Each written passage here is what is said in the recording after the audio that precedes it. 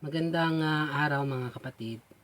So, merienda time na po tayo mga kapatid. No? So, naglaga si nanay ng ube. Ito po ano. Ito po ang ating merienda ngayong tanghali. No? Yan, ito po ang nilagang ube. Ay, ang sarap po nito mga kapatid. Dito sa amin kasi mga kapatid, maraming tanim na ganito si nanay. No? Doon sa aming taniman. Kaya, nanguha siya kahapon.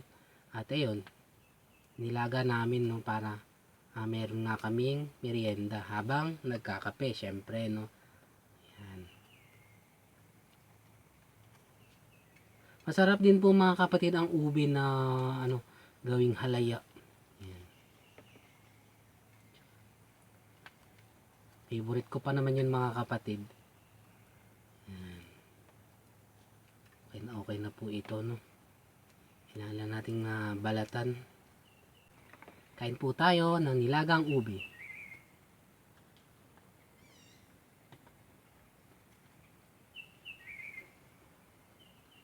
Ganda ng kulay mga kapatid oh.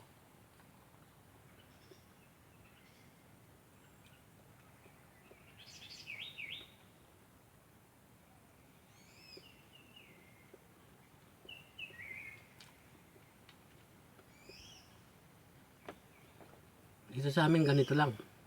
Magluluto ka lang ng mga alaman ng mga tanim mo. Ay ng ube, ayan, kamote, kamuting kahoy, gabi. Ayun, merienda na.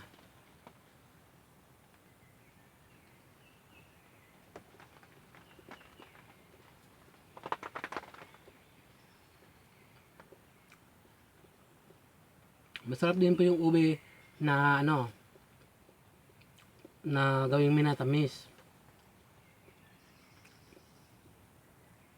Lagyan ng nyug, haluan mo ng saging. Yan.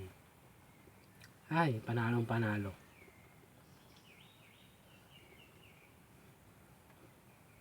Ube yung balat, pero yung gitna, hindi siya masyadong ube.